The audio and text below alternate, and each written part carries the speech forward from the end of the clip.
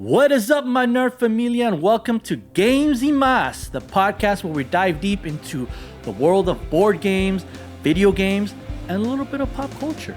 I'm your host, Vic, and I would like to be the first to welcome you here to our little corner of nerdom. Whether you are a diehard anime fan, a manga reader, a film buff, to a casual, intermediate, cozy board gamer, to an aspiring esports star in the video game world, or to everything in between, this podcast is for you. We would love to engage with you guys, share some stories within the nerd familia, so come join us. If anything that we've said resonates with you, hey, join our wacky adventures here at Games y Más. We would love to have you here. So, with all that being said, pull up a chair, grab some dice, y acompáñame a jugar.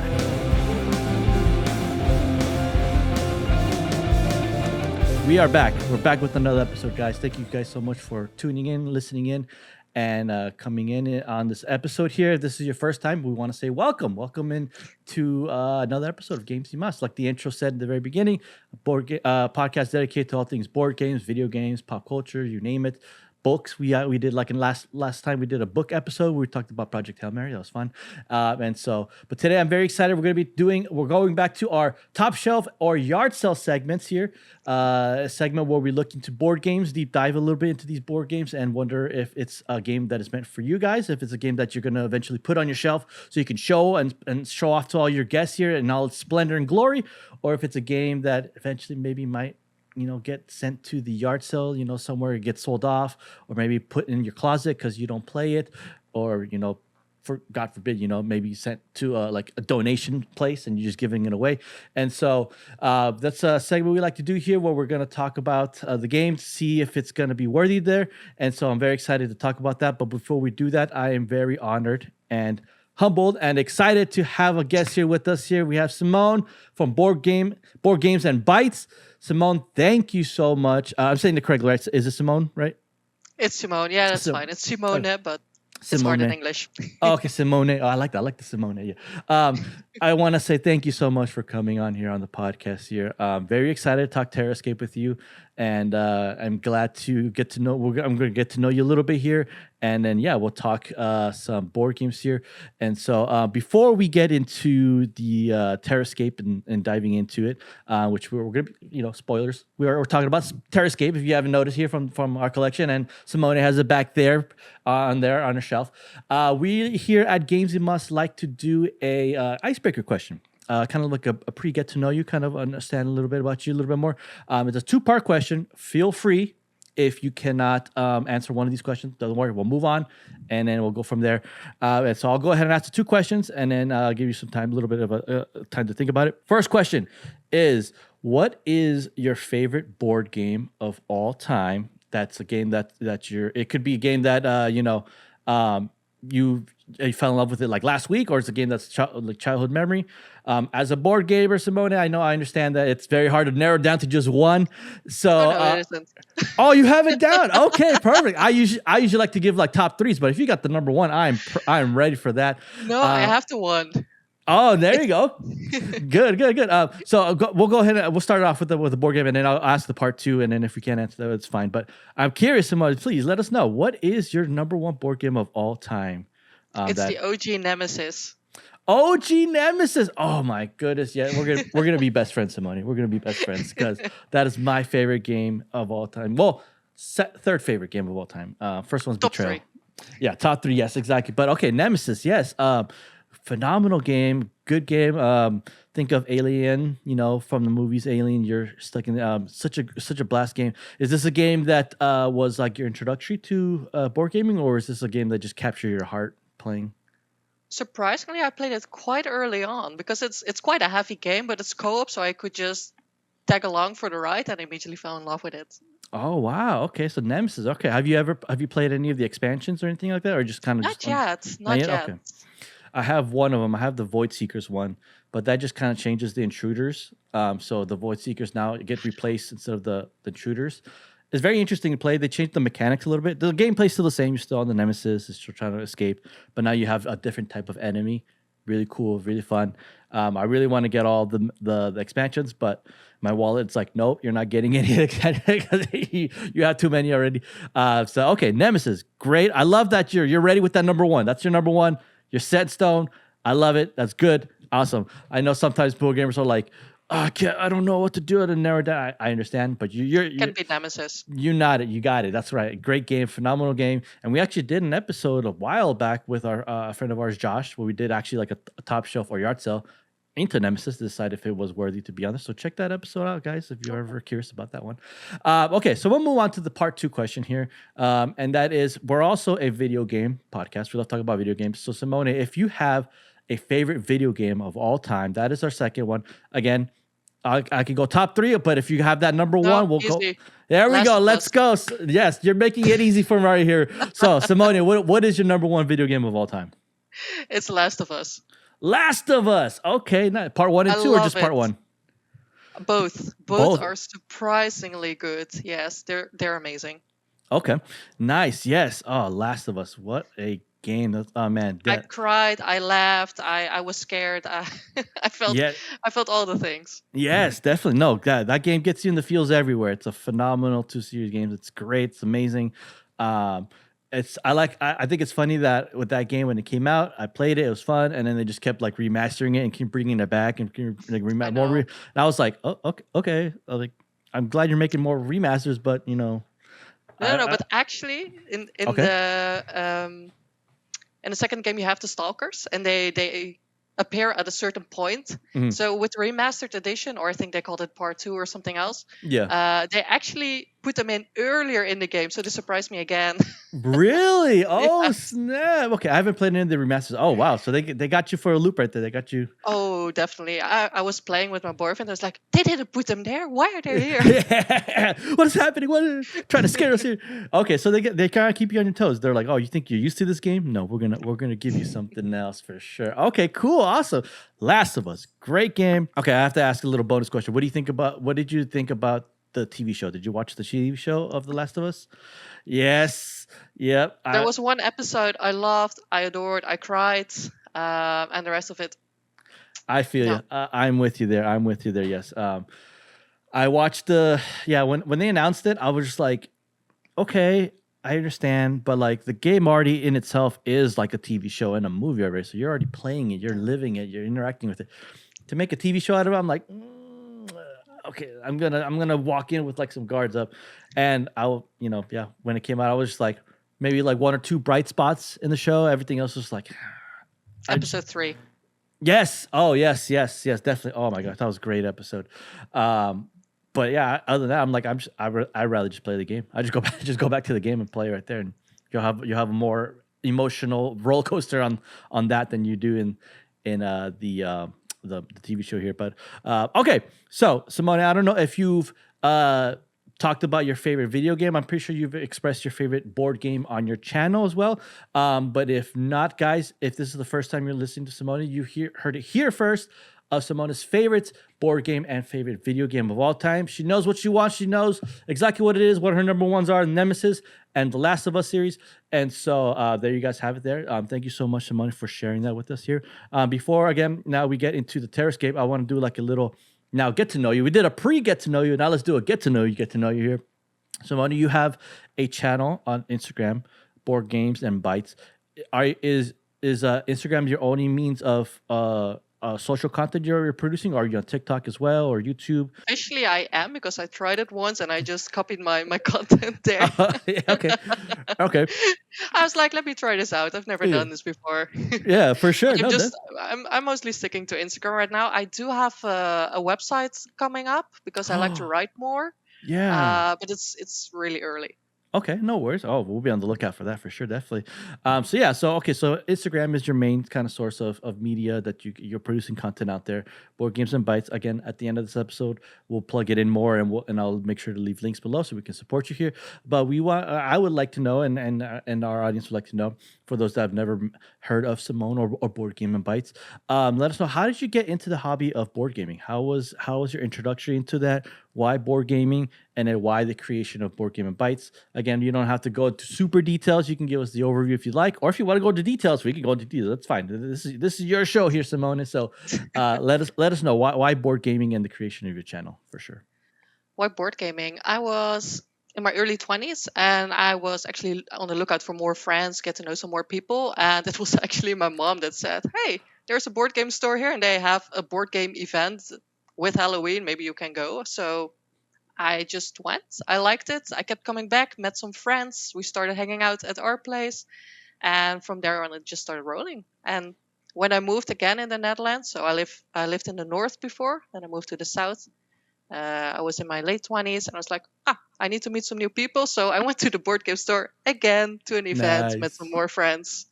I just think the board game community is very open and Mhm. welcoming to all kinds of people, and it's very nice. So it's my go-to place to meet people. Nice, definitely. Yeah, thank you. Yeah, it is the board game. I love the board game community. They're awesome. They're amazing people. Very open, welcoming. People that just want to share their board game hobby. They just want people to play with, so they'll accept anyone to come play their board games. They're hefty board games. They're complex board games. They're cozy board games. They just want people to have. They want more players on the table, and I'm the same way. I need more players to come on the table to play with me, and so we're very welcoming, very opening. We understand that not every board game's for everybody, for sure. It's not for everyone. But I believe that there's a board game for everyone. Just some might not be for certain crowds and stuff like that. So yeah, that's great. Kudos to your mom. Shout out to you, to Simone's mom, for taking you to the board game shop and introducing you to the world of board games. Now, what would you say is kind of like your gateway game that got you into, like, what was like one of your earlier games? Was it Nemesis, or was it like another game before Nemesis that kind of dove you into this world? Like, okay, what else is there more to Ooh, offer? I think what's that called in English? I think it's Saboteur with like the little dwarfs and you're mining for gold or Oh, coal. yes. Yes, yes, yes, yes. Oh, really? So that one got you in? Yeah, Oh, I okay. guess it's the hidden trader stuff and Mhm. me being able to cause a little chaos. Yeah, you gotta love those moments for sure. Okay, so that kind of got you into the world of board gaming and kind of expanded your viewpoint of board games here. Yeah. So then after you were playing board games, how soon was it, or how later was it that you decided, hey, I'm playing these board games. I want to create content for these games. I want to put my shots out there. Do my reviews, talk board games on Instagram. Yeah, how did that come about for sure? That wasn't actually my main reason. It wasn't even a year ago, and I used to work 40-hour work weeks, and I went to 36. I was like, okay, I don't want that extra day to feel like another weekend or longer weekend. So I wanted Yeah. to make it useful. So like, what do I like? I like photography. I like writing. I like being creative. So what else do I like? Board games. Mm. Let's mix it all up and try to learn some new skills, make it not useful, but create some fun and have a creative outlet. Okay, perfect. Yeah, definitely. Yeah, and like I said, I'm loving your content. I love when you post. You got some good shots. You just recently, I just saw you just got a new camera, so you're upgrading now. You're getting better. You're improving the shots. I love it. I love your content. Whenever you post stuff, and I always tell this to everyone that I have that's a board game content creator, that you guys are the reason why I'm discovering new games. And new type of games that I've never heard of, that I'm like, oh, now I got to play. And your reviews help. Your reviews do really help. They help a lot. They help us to decide. You're kind of our mini top shelf for yard sale segments. You're kind of telling us, I like this game, or I didn't like this game, or this and that, or here's this and that point A, B, and C of what I liked about this game, what I didn't like, and then helps us make decisions like maybe we should buy it or maybe we shouldn't buy it. And so, on behalf of my little section of the kingdom here, I just want to say thank you, Simone, for providing the content that you do.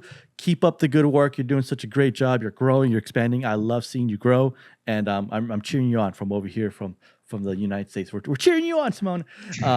And so thank you so much for sharing. That was a little bit getting to know Board Games and Bites. Again, if you never heard of Board Games and Bites, what I would recommend, and I strongly encourage you, is to pause this episode right now and go give her a follow. Go give her a follow. Click that like, heart all her posts, comment on there that what stuff that you liked about it. Let her know that we sent you there. And then after you're done doing that, come back to this episode and we're gonna talk some more. So you should already be following her at this point right now. So we'll give you a little bit of a moment, because everyone's got to follow Simone.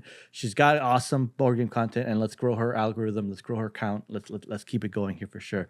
So we'll pause there. Okay, you're back. Thank you so much for coming back. Thank you so much for the follow here. And so now that we kind of got to know you a little bit more, Simone, I'm very excited. Let's dive into Terrorscape. For those that are listening for the first time, we're wondering what is Top Shelf for Yard Sale. We kind of explained it a little bit in the beginning, but I'll kind of give a little bit more details here. It's a segment where we look at board games, and we developed 8 questions where we're going to look at certain aspects of the game and decide Is it yes or no? Is it a game that it might look cool when you come into the board game shop, your local board game? You might look cool and might say, "Oh, this game looks really nice," and you end up buying it. But then when you come home and you open it up and you're like, "Whoa, what's all this? What is going on in here?" And you might not end up getting the game. So we're trying to save you that trip. We're not trying to help you out and say, "Hey, you should go get this game. It's worth it," or "Hey, maybe you should pause. Maybe go play with some friends, maybe, and see if it's worthy of you getting it." So we're trying to help you out a little bit there. So we developed 8 questions, and in order for it to make it a top shelf game, a game that's gonna, we feel confident that's gonna be on your shelf, it has to meet at least 6 of those 8 questions. If it doesn't, unfortunately, it's a game that maybe you might want to hold off on, or if you do end up getting it, it might end up getting sent to the closet or the sale section here for you guys. And so and if it gets all 8 questions, it's like a super top shelf game. It should be like on the very top, like and framed or with lights and everything, with all the splendor. And so we're going to be looking at Terrorscape. I have the information pulled up. Let me put it up here. It's a 2 to 4 player game from Ice Makes, the publishers Ice Makes, the designers Jeffrey and CCH, and fun game on BGG. It's an 8.1. And the weight is like 2.28, so it's not a heavy game for sure. Simone, if you want to give us maybe just a quick overview of what is Terrorscape, kind of an overview of what the game is, and then after that we'll dive into these questions here, and then we'll go from there. So yeah, if you just want to give us like a maybe 5-10 minute little overview of what is Terrorscape. People are wondering, what is this game? What is it all about? And you're here to explain it to us. So what is Terrorscape, Simone? Ooh, Terrorscape almost feels like 2 games in one because you can play as the killer or the survivors, where it's more like a hide and seek. The killer is trying to find the survivors. He doesn't know where they are. They're hidden behind the big house we all know and we've probably seen. Mm-hmm. And you have to use a lot of logic and your actions to try and figure out the sounds. Where are they coming from? How are they moving? What can they even do? Yeah. And on the other side, you have the survivors, and they're trying to escape by finding keys or fixing the radio for the police. Mm-hmm. They can see where the killer moves, and they have to try move around them. So yeah, it's almost like a hide and seek, actually. Yeah, no, definitely, for sure. It's a fun game. You're the survivors that entered this mansion and you're wondering what's going on, but you realize that there's a killer on the loose. And yeah, I like to compare of like hide and seek meets like Battleship, kind Oh of. yeah, Yeah, because you're kind of I throwing out see. Yeah. coordinates with like a little bit of clue, a little bit of Sonic. So you have a mixture of all these games. Fun game. I got to try it out at the Dice Tower West when I went with Raul. And man, that game was on one, like I could see why it's one of the hottest games there, because it took us 3 days for us to play this game. Because like the first day I went there, people were playing it, so I couldn't get a table, and they only had one copy. They only had one copy in the whole con. So I was like, oh man. So it was there. So I'm like, okay, well, I'll play games and then we'll come back and see if it's open. It was never open. It was not until the last day of the convention that we were there. We're like, oh man, I don't think I'm gonna get the chance to play this game. This is the one game I've been wanting to play. I never got to play it. And we're like, you know what? It's fine. I'm just going with the expectation. I'm not gonna play this game. I'll play it some other time. Whatever. It's fine. We're about to leave, and we see the table of players getting up and getting ready to leave, and we're like, let's go. So we ran to the table. We're like, are you guys done with the game? They're like, yeah, we were finishing up. I'm like, oh, can we play next? Like, yeah, go ahead. So we were able to finish off. So the last game we got to play, we ended in a banger and played Terrorscape, and I fell in love with this game. It was such a good game, and yeah, oh man, what a journey that was. But very excited to dive deep into it here. So Simone, I'm gonna ask these questions. I'll help you out here, but what I like to do is I'm gonna leave it up to you to be the ultimate yes or no. If you're struggling with the question, I can help you out here. I've played it enough times. You've played it enough times, so we have some experience talking about it. And yeah, so we'll go ahead and ask these questions. Again, feel free. Don't feel bad if you got to say no to these questions. Again, we're looking at it through the lens of a brand new board gamer, someone that's never played. Their most games that they've played was maybe like Settlers of Catan or Ticket to Ride. That's their most complex game they've played. So this is the next step up. Is this a game that they're going to be playing? So yeah, so we'll go with the first question here, and that is this game easy to learn, or is it a game that's easy to teach? Is this a game, if I'm a new player and I'm opening this box up and I'm reading the rules, is this a game where I'm like, okay, I can follow along, or is it I'm like, oh, like this is kind of confusing how to read, or teaching it might be a little bit complex? I'm very curious, Simone, to hear your question, your answer on this one, but what do you think about this question? Is this a yes or a no? And maybe you could give us a little bit of reasoning why. I feel like it's a no, even though it's not a very heavyweight game. I Okay. hadn't played it before I bought it, so I had to learn from the rule book, and Okay. I struggled a lot with it. There were lots of elements. You're trying to figure out three different types of killers, a couple different survivors with each their own actions. There's lots of little elements, and they differ for the survivors and the killers. Okay. So I had to watch a video to actually get a good grasp of the game. Okay. Okay. Yeah, I could see that. Yeah, it's a game that you even said so in the beginning. It was kind of like 2, 3 games in one, and so you're kind of trying to learn. Yeah. So the killers have their own thing, the survivors have their own thing, and then the whole game has its own thing. So you kind of have to like, if you're you gotta have to learn the rule sets for like two different types of games. How the survivors move and how the killer moves. They all have their own little things, their own broken down chart. I remember when I was reading the rule sheet, they had like that chart that breaks it down, and I was like, oh snap, there's charts where it's like do this if you're doing this, and so I think for the killer it can get a little confusing. I remember when I was teaching this game to a couple friends when I was trying to teach the killers. I kind of repeat a little bit while they're playing the game because they're saying, Mm. "Oh, can I play this card?" I'm like, "Well, you can't play that. You can't play that special card and then do your actions. You either gotta choose either or, and you gotta play slow cards. So you kind of have to understand a little bit some key concepts. So it's not a game that will be very friendly. I guess I would agree with you. When you first, if this is like your next game, step up from like Ticket to Ride, you might be like, "What is this game?" So I agree with you there. Yes, uh, not an easy game to teach.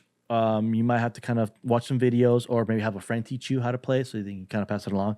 So, okay. So we'll go with no. No worries. We still got 7 more questions to go. We can see if we can make it a top shelf. If not, again, no worries here. Next question is, does this game have good game components? How is the game set up? I mean, you kind of mentioned before that we have like that big mansion, which is amazing. Like the pop-up mansion kind of reminds me of Everdell, where you have that big tree. Kind of Mhm. same thing. You have that big mansion there. You have a dice tower. You have some components. How are the minis? Is there minis, or is it just kind of cardboard cutouts? What do you think about these components when it comes to this game? Is there some really good components? Is it a game where it's like, the components are not and whatever? What do you think about this one? Is this a yes or no for good game components? Let's say yes. I Yes. think they're perfect. I mean, the house is very fun. It's I never take it apart, so it's just in on the shelf for us. Yep. But that's fine. It looks cool. The maps are very nice. They have a lot of cute details. The minis are very cool. And I'm fine with the cardboard tokens for like the how do you call it, like the bars when you're playing the Chainsaw Man. Oh, yes, yes, You yes. can like bar stuff. Yes, yes, yeah. The little like wooden planks. Yes, yeah. That's all fine. Yeah, No, it's definitely. very nice looking game. It is. It really is. And like you have Yeah. miniatures and Yeah. it's nice. What I really liked about it was the dice. When you're rolling dice over defense, those dice are really nice. Like very That's true. sleek, very bit heavy-ish. Kind of have a good design to them. I thought the dice were great. And yeah, the miniatures, the maps, the design. I think it was great. I think it's really nice, brilliant done. It immerses you a lot into this game. So I think it has really good game design, game components. This next question here kind of can get lumped in with question 2, but I kind of wanted to split it off a little bit, kind of getting your ideas on this one here. And this one is, does it have good game design? How is the game designed out? The artwork or even how the mechanics work. How do you think the game is? Is this a really good game that has very eye pleasing, or is it a game that's kind of like, the design is not its strong point? What do you think, Simone? Is this a yes or no for the game design?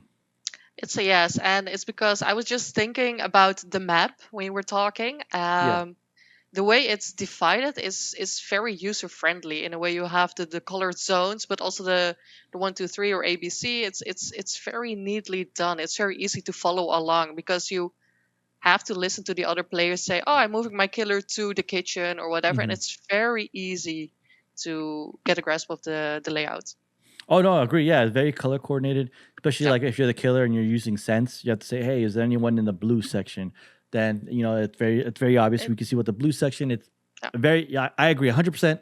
Very user friendly. It helps you out. I just wish the rules were a little bit user friendly, but it's okay. The map and the structure of the game is very well user friendly. I agree. So we'll go with yes on that one. That's good. The next question we're going on here is: does this game have good replayability? Is this a game that you can play again and it'll be fresh or be fun? Obviously, we know that when it comes to board games, some of the mechanics and some of like the way the turn order is, it's going to be the same for sure. That's something that's always be true for every board game. But when we play it again, is this something that's will be fresh? If I'm the killer again the next round, Next time, will it be different, or is it kind of be the same old trial and true things? Is it a game that might get dry pretty quickly? Obviously, if we play this game like 24/7, Monday through Sunday, yeah, it might get old quickly because you're constantly playing. But it's a game that I could play 2 weeks, apart, and it'll still be fresh. What do you think, Simone? Is this a game that has good replayability when we come to? Yes, and I think that's for two reasons actually. It has high replayability. One, because the setup is so incredibly easy for such a big game. Yeah. It's insane how easy it is to pop on the table and clean up, and you play it in like half an hour. So that's one reason it has high replayability. It's easy to table. And the second is there's always new strategies to discover, new combinations to make. And for one, I play mostly against my boyfriend, and he once adopted the strategy of moving his survivors as one through the map. It drove me nuts. No, for sure. Yeah, he's got the strategy down. I agree with you. I think the replayability is phenomenal. I've played this game. I've played it 3 times, and I've taught it one time. And each time I've played, it's always been kind of fresh, every new. Turn order is the same, it's fine, but like the way you strategize, survivors, the players that were survivors think differently than the killer. And then the next time I taught it, I had different types of survivor players that are playing survivors. They thought differently, and the killer thought differently. So it was very nice to see their way of thinking and how they managed around the board. I think it's a great replayability game. It's a fun game to play. And then also we're talking about the base game. There's even expansions that are out that kind of add even more replayability, more killers, more survivors, different maps. And so you have that plenty of things going on that will keep you fresh, kind of keep you want to play again, and it'll be different. And again, if you were the killer the first time and you go again, and you're not the survivors, now it plays differently because now you're a survivor. Now you got to think differently. Now you got to think how this next killer might be thinking. So I agree with you there. Yes, it is a good replayability game. This next question, you kind of already mentioned it, but we'll go into it. And does it have a good setup time? Is this game a game to set up? Now, I do own the game, and so what I like to do is I like to time myself to set up the game, see how long it would take to set up a game. Now, I'm doing it not like from memory. I'm doing it as if like I'm a new player. So I'm going to take it out of the box. I'm going to start timer, take it out of the box, grab the rule sheet, and like look at the setup and just follow the setup guide and see how long it takes me. So I did all that, and I set it up, everything, built this mansion, did everything as well. The time that I got was about 10 minutes to set it up. I'm shaving off. I'm gonna add maybe another like 2 or 3 minutes, like maybe like 12 minutes, because I didn't do the like player choosing or the murder choosing, because that takes some time, because players have to choose who they want to be, and the murderer has to choose who they want to be. So I'm adding a little bit more leeway there, because they might take some time to like who they want to choose. And so, but I did all the rest of the setup, how it would be set up ready to play. And I got around 10 minutes. So add the player interaction of choosing, maybe 12 minutes. So we'll go like 12, 13 minutes for the whole thing to be ready for you to play. I think that's a phenomenal setup time. That's really quick and easy. There's some games that are out there that take a long time to set up and take them because there's so many components. This game has a lot of components, but it's all like in the tray ready for you to go. You just got to take it out and put it right there, and you're ready to go for the tray. So I think their sorting mechanism is amazing. But I got 10. We'll go 12, 13 minutes. Simone, if you want to, agree or disagree, it's up to you. But do you think 12 minutes is a good setup time, or you think maybe that's a little too long in your taste? It's up to you. What do you feel like on the setup time? It feels long when you compare it to the gameplay, but I feel like our setup, because we play with the same 2 players all the time, I feel like it's much easier, and I feel like timing it right now. I'm really curious how long we would take. I feel like it's like 5 minutes. Yeah, for you, well, you have the mansion already built, so it's even quicker. Yeah, me, I had to actually build it myself and kind of put it back up. That's a hassle. Yeah, that's a bit of a hassle. But honestly, like as much as like it's a hassle to set up, it's still like really easy to do. You just kind of slide it in, and they have a manual on there that tells you how to set it up and everything. So that's even easier. So I'm gonna go with yes. This is a great setup time for sure. Simone, I would assume that you're gonna agree with me on this one. Definitely. So it's a great setup time. It's a game that you can easily set up, and like I like to compare it where it's like if I have this game and the people are curious, I can be like, yeah, let me set up real quick, and then we'll be ready into the game. Or it's not one of those games where it's like, oh, I want to play this game. I'm like, okay, give me like 20, 30 minutes just to get everything out real quick, and then we'll play. So this is a game that's quick, get it right into the game, and there's not a lot of time spent just waiting around. So I think we're good with that one here. Okay. Here's an interesting question, and we're on question number 6. So far, we have 4 yeses, so we're looking pretty good. We have a 1 no. This question, I don't know. I'm very curious to hear what you think about this one, but we'll go into it here. This question is this game decently priced? Is this a game that if we pay, is it gonna break our wallet or is it okay? Now, when we say decently priced, everyone has different, everyone's subjective on what a decently priced game is. Some people think $20 is decently priced. Some people think $5 is decently priced. I'm gonna be honest with you guys, and the folks listening, you're not getting like a big bulky game for $5. Like, there's no way you can, unless you find it like somewhere that gave it away and they're like selling $5. Games like these with big components and big like publishing names like this, it's gonna be hard to find a game that's like this $5. So my range, and again, Simone, your range could be different. It's okay. My range of decently priced is, if we're looking from and I'm using American dollars here, is anywhere between $35 all the way up to like $85. I think is a decently priced game. I think a game that you can get. Well, you can get some good bang for your buck for those games. Maybe push it to the $90 range. But I think I think you can find it's I think it's a good, decently priced game for sure. Looking at some like pricings that you can online, and I was looking at like Meeple Games. I was selling it for $126. That's 110 euros. I found it on Great Gamers Dream, $75 or 65 euros. So I'm seeing around the range of $85 or 75 euros. So not too bad, honestly. Like, it's around the $86 range in some places. Gamers Dream and more. And then Zatu Games is also selling it. I can't see the actual like Zatu price. I'm only seeing their expansions. They're selling it for like $20. But I'm seeing $86 or 75 euros here on a lot of these marketplaces. So me personally, I think 86. I said 85, so a dollar more from the decently priced. I think it's pretty good. For me personally, it's a decently priced game. Maybe on the little heavier end where you're like, oh, okay, 75 euros or $86. Let me see. What do you think, though, Simone? I'm very curious to hear your thoughts on this. It's a difficult question because it is a lot of money, but is it expensive?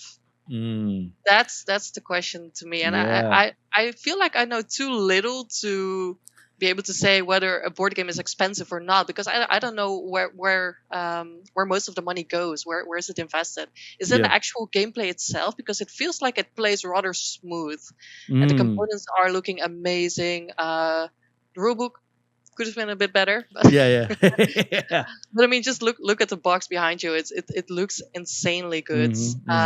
So yes, it's a lot of money, but I feel like it's a fair price Fair for what price. you get. Yeah. I agree. Yeah, I think for the price you're paying, you're getting quality components. Agree 100%. You're getting a pop-up like 3D, mansion, which is like that's amazing in itself already. You get a DIY kit. Yeah, exactly. Yeah. And like you're literally getting everything. Table presence, it shines, it pops, and you're getting your bangs for your buck for sure. I think if this game did not have the mansion and it was just kind of the map and like a divider, I would be like, I don't think it's worth the price, how much it is now, for sure. So I'm gonna go with yes. It is decently priced, but like with a little asterisk of like, hey, just be careful. It's on the higher end of pricing, but it's still reasonable, and I think it's worth the price of getting the game for sure. I think you'd expect a heavier game in this price range. I think that's the main thing. No, I agree. Yes. The amount I'm paying for, I think I would get maybe like, instead of like the cardboard cutouts of like certain aspects, I would expect it to be maybe more like metal coins or some metal type of like more plastic kind of. Again, I'm not complaining. I like it, but yeah, I would just fair caution. This question is a little bit more of an asterisk of like, yes, but just maybe save up for it, and then maybe see if it's worthy, or see the game first and see how it plays out. Maybe see if it's worthy of this price range. I think it's yes. It still falls within that range. Simone, I think you might say yes as well, with just a little bit of like a little bit of like a little, but you're getting your bang for your buck for sure. So okay, we have 2 more questions and we're looking really good. If we get no's for these 2 questions, then we're not looking really good, because then it becomes a yard sale game.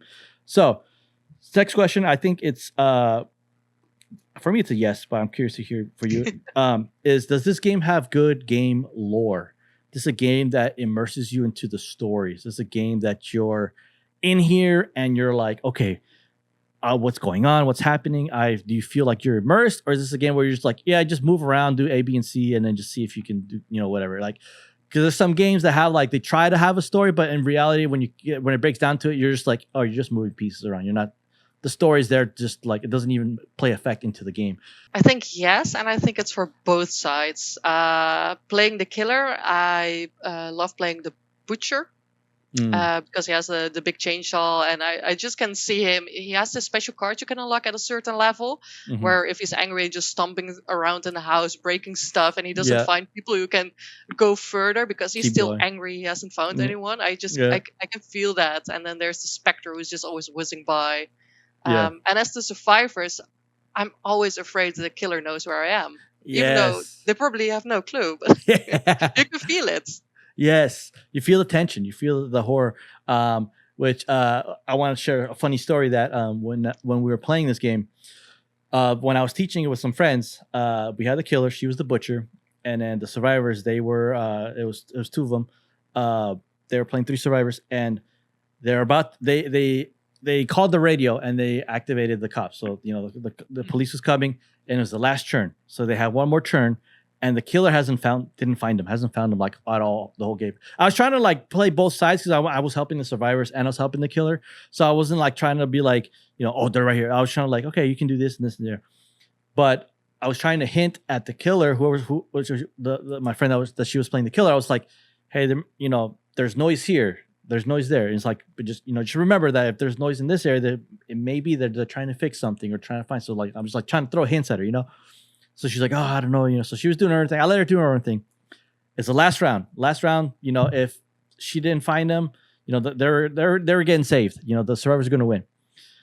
So they decided to bunch up and be in the den. They were in the den, and they're like, we're just going to wait it out here. We're just going to wait. We have one round. We'll wait out here. The killer was in the main hall, the doorway, and obviously, at this point of the game, they were going to win. The survivors were going to win because they were full health. Unless the killer had an extra card to be able to do extra damage, she didn't have anything to like. She could maybe hit him once, but she was like, "Okay, I'm just gonna go to the library, and then I'm gonna go to like the hall right next to the den." And now she's like, "I'll probably just end my turn here." And I was like, "Okay, sure." And she's like, "You know what? No, I have an extra card. I'm gonna move into the den." I'm like, "Okay." So she moves into the den, and they're all there, and I'm like, "Oh, okay, what you doing here?" And she's like, "I'm just gonna search here, whatever. I'm just gonna whatever." And they were like, is there anyone? She was like, is anyone here? And they were like, yeah, we're all here. We're all. So she found all of them. The last round, she managed to damage them, but not kill them. But she got a hit in. She hurt two people, and then the cops came. And I thought it was brilliant because it played out like an actual like scary movie where like the killer finds them, hurts them, and they're like, you think he's about to kill all the survivors, but then the cops come and start shooting and say, hey, freeze. It felt like a real life horror movie. Oh man, I was so happy. I was like, this is so cool. The killer, my friend, she was like, I don't even care. This was so cool at the end. Like, how I found him. I got to do some damage. This was great. It meant for a good moment. And so all that to say that they were immersed into this lore. They're immersed into the story, and it played out just like a cool horror movie. So for me, it's 100% yes. Simone, I'm sure you agree as well. It's 100% yes on the lore here. So all right, cool. So we have we're on the last question. If this last question is a no, it doesn't matter. It makes top shelf. So let's see. We'll see here. Does this game have good pacing? How is the turn order? Is it a game that if the survivors go, they can do the turns pretty quickly, and then it's the killer's turn, and they can go pretty quickly? Or is it a game where if the survivors are going, they have a lot of things to do on their turn, so the killer's kind of just waiting around, maybe on their phone, just waiting? Or do you think it's like pretty evenly paced that like it keeps you on your toes, engaged at all times? Now, we're throwing out AP, analysis paralysis. Everyone has analysis paralysis every once in a while. So in a perfect world, in real gaming, some people need to think a little longer on their turns, and that's fine. That's okay. In the perfect world where no one has analysis paralysis here, do you think the pacing is still good? Is it still like, yeah, you can get, we can go back and forth on turns and rounds? Or do you think like, survivors have to do a lot more than the killer? What do you think, Simone, on this one? Do you think it's a good pacing, or is it kind of a little bit of a slow burn a little bit on this one? It definitely has a good pacing, and I think that's mainly because, one, as the killer, your actions are pretty limited, so your turns are rather quick.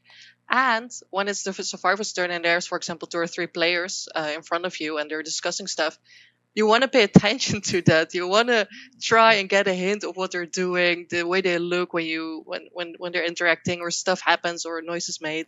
Yeah. So it helps. You're continuously engaged. No, for sure. I agree 100%. Yeah, that is yeah, it is really, yeah. And I forgot to like think about that too, because yeah, as a killer, you want to catch on clues, or maybe they're pointing at something, you're like, oh, what, like they're pointing in this general facility of like the kitchen. Okay. So you're kind of like trying to pick up on things here. And I think the rule book like encourages that to be like, as a killer, be paying attention to what the survivors are saying. You're trying to throw some hints out because you're trying to find them. So I think the pacing is well, it is decently well. I think as the survivors, they kind of have a little bit more to do because you have like more than one character doing things. So you kind of have to figure out, where do we go? What do we do? What kind of action we do? But that's to say that each character has only one action. So you're pretty quick on that. So it's like, all right, I'm moving here, you're done. Next one, you're picking something up, you're done. The killer as well, it goes a little even more quicker because as the killer, you're playing cards and moving, and then that's it. I think where it takes longer is if there's an encounter. If you find somebody, then now we gotta roll dice, use cards, escape. So that takes a little bit of a time, but not too much of a time. So I agree with you, Simone. I think it is a game that keeps you on your toes. As the survivors, you're trying to plan, strategize, but also like that impending doom of like, where's the killer gonna go? Is it gonna find us? And as the killer, you're kind of listening in, trying to catch clues in, trying to go places to try to find them for sure. See where the noise was made and trying to see, are they throwing me off or are they actually there? So I think the pacing is good. Yes, I agree with this. Simone, are we agreeing with this? Yeah, that has good pacing on this game for sure. Definitely. Yep. Okay, perfect. Okay, cool. So with that being said, guys, that is all 8 questions. We answered no on one of them. The rules teach, but the rest are yes. So that is 7 out of 8 questions. So guys, this is making it a top shelf game. Yes, that's a game that's phenomenal. Fun game that I ended up getting because I just fell in love with this game right away. It's such a good game. It's quickly climbing the ranks of my top favorite games. I love playing this game. I think it's a great game.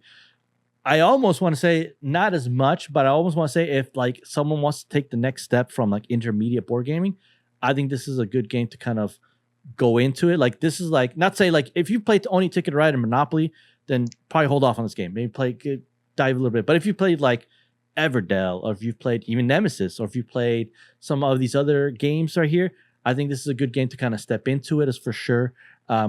Has great mechanisms, great new, design, great design, phenomenal game. I love it so much. It's such a good game. Simone, before we close off the podcast, if you want to do some closing thoughts on this game, why do you enjoy this game? And then we'll carry on with closing off this episode. But yeah, go ahead. I've played Terrorscape about 8 times now and probably lost all of them, and I still love this game. Oh, yes. No. I don't think there's a better way to sell it than that. Yeah. So yeah, that's a big sell right there. Yeah. She's played 8 times, lost all 8 times, and still comes back for some more. She loves it. It's so good. I'm with you there when it comes to survivors. I've not won at all as the survivors. I won as the killer, but I've never won as a survivor. I'm like, I will beat this game as a survivor if it's the last thing I do. But it's so hard. It's so hard. But you got to think well. You got to outsmart the killer. And I think I love that. I love the cat and mouse game, kind of, outsmarting your opponent. So I think it's a phenomenal game. Great game. I'm glad we got to talk about it, Simone. I just want to say thank you so much for sharing your thoughts on here. It's a top shelf game. Simone approves. It's a top shelf game. But don't just take our word for it. I want to say go out and check out this game. If you have a friend that has this game, let them teach it to you, play it out. Or if your local board game shop has it, go check out this game. Find some friend groups that can play it. Before we close the episode here, Simone, I want to plug in anything that you'd like for us to share. Where can we find you? What can we add you on? Where are we giving you a follow? We kind of talked about it at the beginning with Board Games and Bites, but if you want to kind of reiterate and retell us again, where can we find you and what can we do to support you? And if you have anything fun coming up or any projects that you're excited about, let us know. But yeah, we'd love nothing more than to give you a follow. So go ahead. The floor is yours, Simone. Plug away. I was a bit shy. Yeah, no worries. You can find Board Games and Bites on Instagram. And since I bought a new camera because I love photography so much and figuring out new things, I'm also soon launching a new website where I love to share some more table experiences rather than full reviews. So it's just me talking about the vibe of games to have people learn more about how something actually plays and feels playing rather than how you play it. Definitely, yeah, for sure. Yes, I'm gonna leave links below. Please, please, guys, please give her a follow. She's phenomenal. I love seeing her content. I love chatting with you on Instagram when you post any new things. I love chatting with you board games. You have that fun edge. I feel like we think alike on certain aspects of board gaming, so I love that. And it was such a joy and honor getting to meet you and having you on here. I know you're a busy woman. You know, you got a lot of things going on, and so the fact that you took some time to come join us here on this podcast, talk some Terrorscape, means a lot so much. So please, guys, give her a follow. Please let her know that we sent you her way. Let her know what your guys' favorite board game is to play. Have you played Terrorscape? Let her know. Let us know too in the comments below. So once you guys are done following Simone on Board Games and Bites on Instagram, you can give us a follow over here at our own socials. We're on X, Facebook, TikTok, Instagram, YouTube, Spotify. You can find us at Games y Mas Pod. That is Games y Mas Pod. Or you can send us an email at gamesandmasspod@gmail.com. That is gamesandmasspod@gmail.com. Let us know what you want us to talk about. Let us know any game reviews, any Top Shelf or yard sales that you want us to talk about. Let us know. We'd love to talk about that. Or if you want to come on the pod and talk some board games, please let us know as well. We'd love to have you, love to share your stories, love to talk with you guys. And so let us know about that, guys. Simone, thank you so much. Thank you so much for joining us. It's been such an honor and pleasure. I would love to have you back on here so we can talk some more board games, have some more things, especially when you get your website up and running. I want to know more about that. I want to get that going. I want to support that for sure. So I just want to say thank you so much for joining us here. Guys, thank you. If you made it this far, thank you so much for joining us here on this episode of Top Shelf or Yard Sale on Games y Mas. I have been your host, Vic. Guys, thank you so much for watching. Y nos vemos para la próxima.